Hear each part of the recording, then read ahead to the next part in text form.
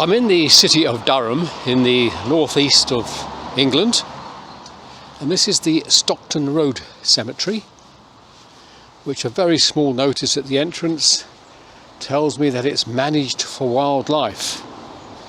And as you can see, the vegetation has been allowed to take its own course. I don't have a problem with that, although it does make accessing some of the headstones rather difficult. Just inside the gate are two war memorials, or war headstones, and there's two more over there.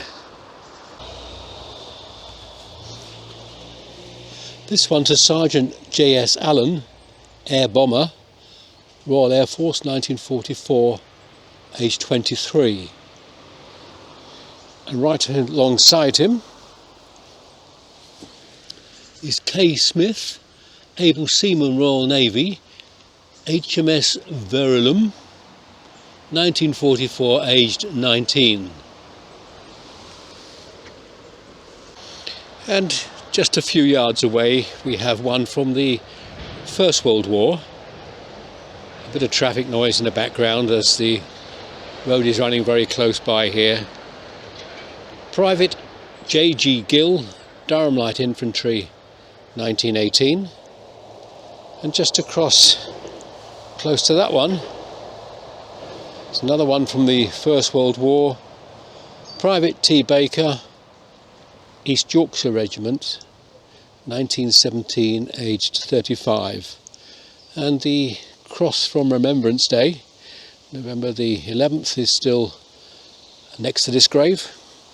And they have mowed the grass down for these war graves, so they are easy to access. Well, I'm continuing my way into the cemetery.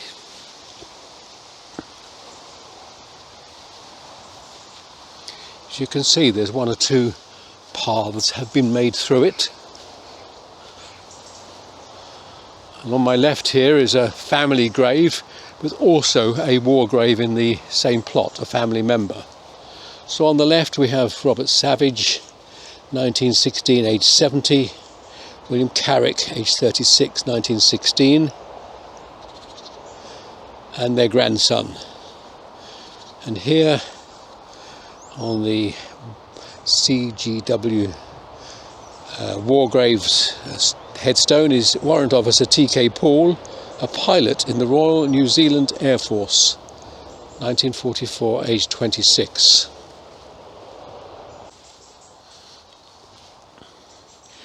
Now, in the distance, at the end of this path, high on the hill, is the tower of Durham Cathedral. However, between us and the cathedral is quite a drop down to the river and back up again. But it makes a nice backdrop for this cemetery.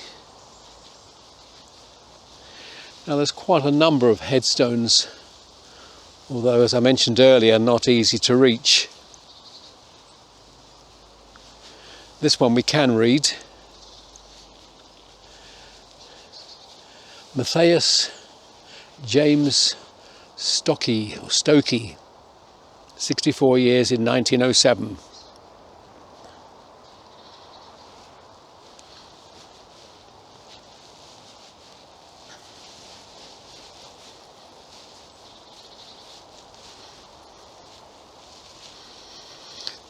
That one's facing away from the path, or the current path, and so is this one.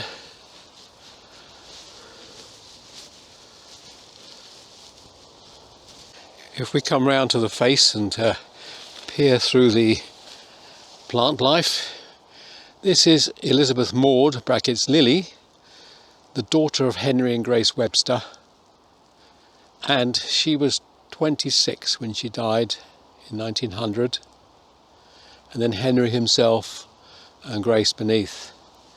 Now, this grave has iron railings around it still. You can just about catch them under the undergrowth. Makes it particularly treacherous for walking.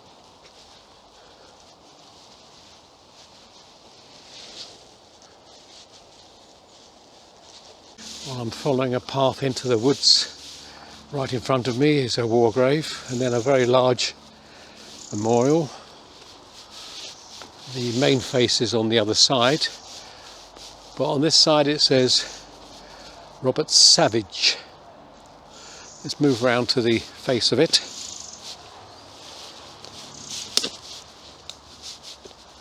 And if we come around this side, we see, well, I'm quite sure what we see. I'm not reading it very clearly. Often the camera can do a better job. I see the surname Savage further down. On top we have an urn. This is quite a large memorial for this very small cemetery. All alongside this path, the memorials have been decapitated. The crosses have been taken away.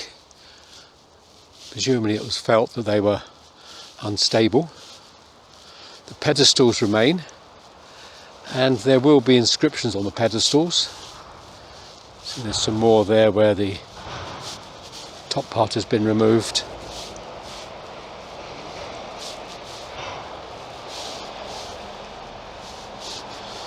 A lot of traffic noise. This one's still standing upright.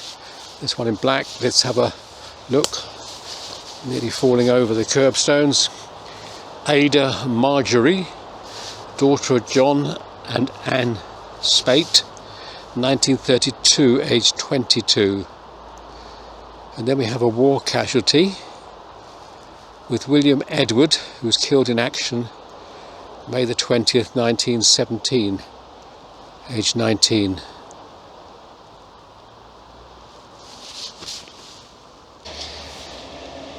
This one to Apollina, that's not a very common name, wife of W.G. Newton, assistant overseer. Now I'm guessing that will be of one of the mines. County Durham had a lot of mining, and she died in 1925 and William George died in 48.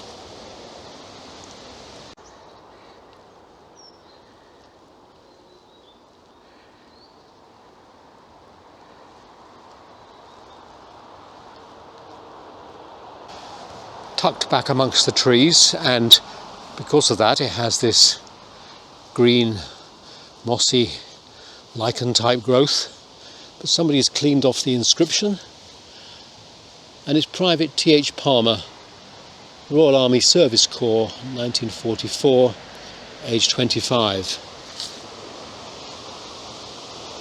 And close by, but nearer the path, is Flying Officer O. St. J. Pig, pilot, the Royal Air Force, 1940, aged 22. Almost hidden in the undergrowth is an iron memorial. We don't see so many of these. This is Thomas Huxwell, aged 78, who died in 1922.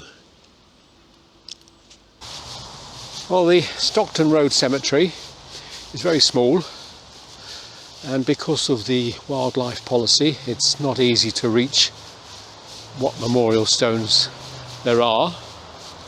But if you're up here, it's certainly worth a bit of your time to come and have a look. Unfortunately, a lot of traffic noise from the main road nearby.